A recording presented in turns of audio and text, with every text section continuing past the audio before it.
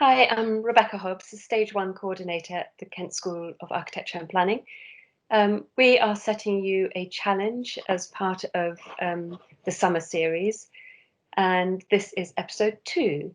So I'm just going to show you a PowerPoint to help you with that, and you can hopefully see that right now.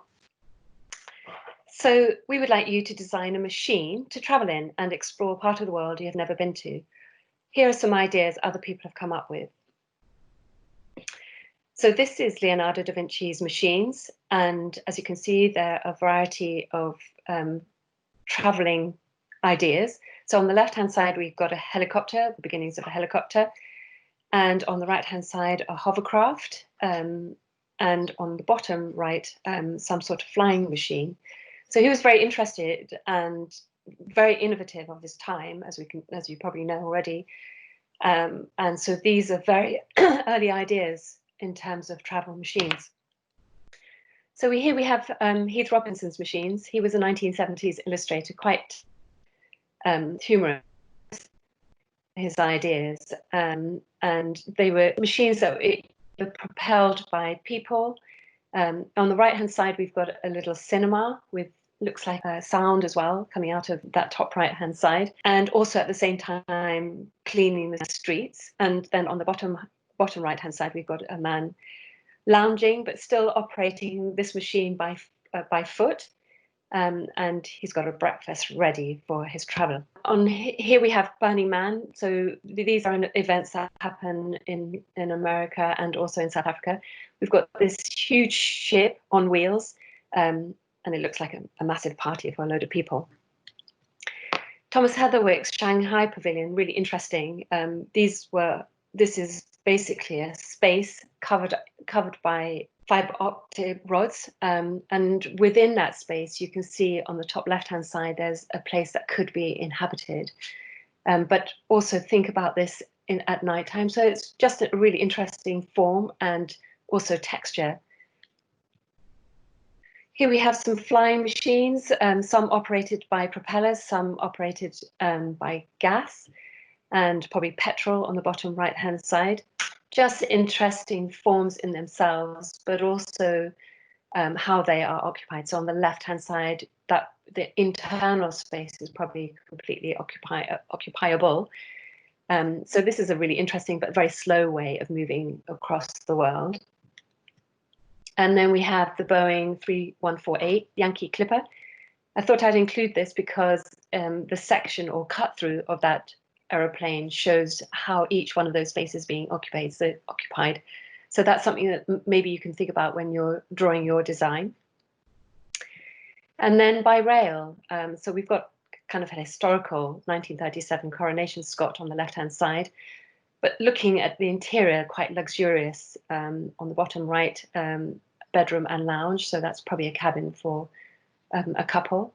And Heath Robinson's version, but as a flying train as well. So I think you could be really inventive about how this happens, how your journey comes about. And then Pedal Power, the travel box, just designed on the right-hand side. The whole thing collapses up into a stainless steel box that can be that becomes a trailer for a bicycle. And on the top left, the tricycle house by Peo, a concertina version. So within that space, you have a place to sleep and probably equipment for cooking and eating. And then on the bottom, a tiny miniature, almost like a little caravan, but that's also in sections, so you can see how that's being occupied as well. And then the camper cart, a supermarket trolley that once it's pulled out, so you can see on the bottom right how it looks before it's pulled out. And then the little section on the top left-hand side, you can see that's a living space, but also space for equipment as well. So tiny little version of a caravan, I guess. And then Caravan of the Sky, Buffalino Benedetto. So this is articulated, a caravan that sits on the ground, but actually can be extended out.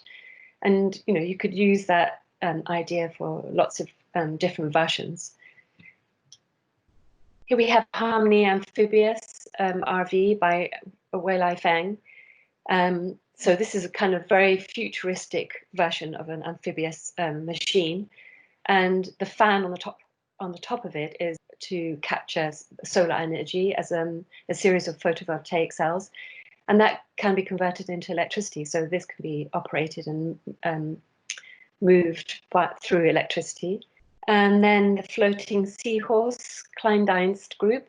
So you can see from the top, as if you were sitting on the surface, you wouldn't see what was going on underneath. So that's quite an interesting idea in terms of a hidden version or something hidden within your traveling machine. Croatia Pavilion on the left-hand side, very interesting, just really made out of steel mesh. But there is a space within that. But of course, it's not doesn't have any weather protection, but it might be suitable for maybe the Pacific. So you're getting wind coming through as a cooling system. And on the right-hand side, a concertina. This is a chapel by Denizen Works. So that concertina can open and close depending on how you want to occupy it within. All of those, of course, floating for the sea. Or something completely different, which are floating islands by Marshall, Bletcher and Foxtrot. So this little island could be anything, on it. It would obviously take a very long time to get to your destination. So you might be pushed by currents or wind. And then some ideas in terms of form and materiality. So you've got timber, steel mesh, fabric, stretch fabric. So all of these you can think about in terms of how you want to travel to your destination. So here's a brief, so things to think about. So I'm just going to read through it. We're proposing that during this worldwide lockdown that you imagine making a journey with your friends or family to somewhere on the planet or beyond. You need to think about where your destination is, from where you're traveling and how long it will take to get there. You should consider the following. Where are you going and why? What are you going to do when you get there? How are you getting there and back, if you want to come back? Are you traveling by air, by rail, by sea or foot? You have to design a machine to travel in. Who are you traveling with? Please draw the people and any other creatures who are going to accompany you on the trip. What equipment do you need to take with you? You need to provide the following: a place to sleep, a place to cook and eat, a place to wash and use a WC, a place to relax, and a means to record your journey. For equipment, water, fuel of your choice if you need it. And for the design, you should consider the following: the form of your machine. So I've given you some examples of what that would be. The area, spaces you need to provide for everyone to accompany you. The materials the machine is going to need of, which could be timber, metal, fabric, straw, recycled materials, mycelium, any other you can find out about. How is it powered? What fuel and technology? And these could be photovoltaic cells, steam, manpower, solid fuel, or other. We would love to see your designs. Please submit the following to Instagram and tag us at Kent_Arch by the 12th of June. So we would like to see a 3D drawing of your proposal on its way or at your destination, and a plan, if you can do that, of your proposal. Good luck. Yes, we're really looking forward to seeing what you come up with.